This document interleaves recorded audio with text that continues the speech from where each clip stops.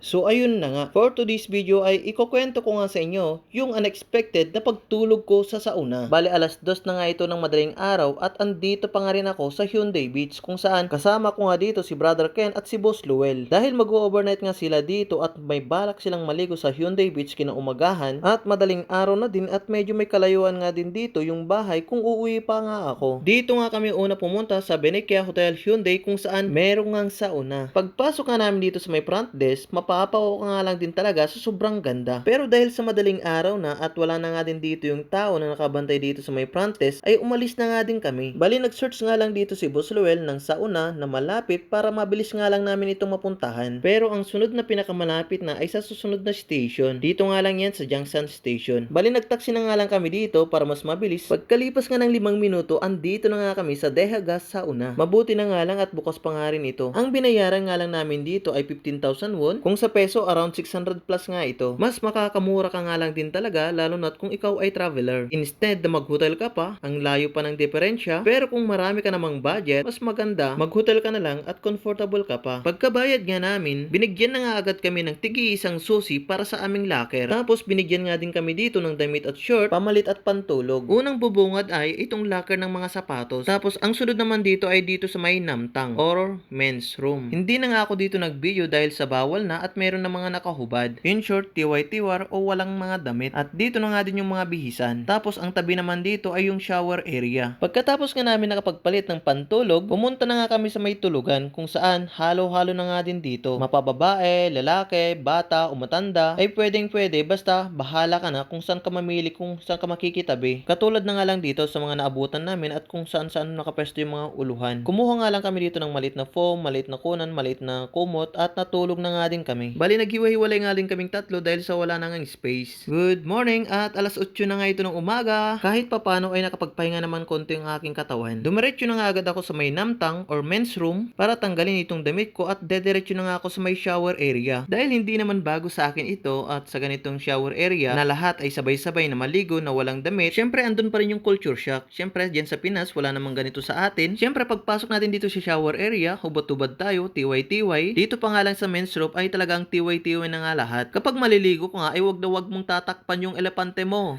Kasi mas lalo ka nilang titignan at pupunta lahat sa iyo yung attention. Kaya wag na wag mong gagawin iyon. Tapos dito nga sa may shower area, mayroong maliit na pool dito at nagtalon-talon nga ako dito na parang bata. Sabi ko na nga lang at hindi naman ako kilala kaya wala na nga din akong pakialam sa kanila. Pagkatapos ko nga naligo dito, dumiretso na nga agad ako dito sa may pugon kung saan makikita mo na nga din agad kung gaano kainit ito. Nasa 61 to 79 degrees Celsius nga din ito. Kaya sobrang napakainit. Sa sobrang init nga parang nasa impyerno na nga din ako. Kasi nagiinom ako. Joke lang po.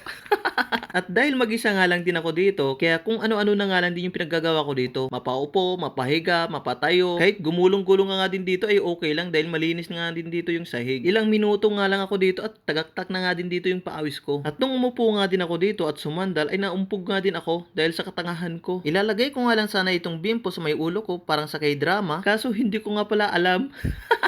Kaya pinangpunas ko na nga lang ito ng pawis. At nung mag-aalas 9 na, nag-message na nga din dito si Boss Lowell kaya lumabas na nga din ako. Tignan mo naman yung pawis ko dito, tagaktak talaga at ang dami. Gumaan nga din dito yung pakiramdam ko at fresh na fresh nga din talaga yung feeling ko dito. Pagkatapos nga namin nagpalit at nagsuot na din ng sapatos at nagpagbihis, diretso na nga kami sa may Hyundai Beach. Pero bago yan, kakain muna kami sa may McDo. Hanggang dito na lang itong unang experience ko dito sa sauna kung saan nag-enjoy nga din talaga ako at na-relax. Salamat sa pagkikinood. Annyeong!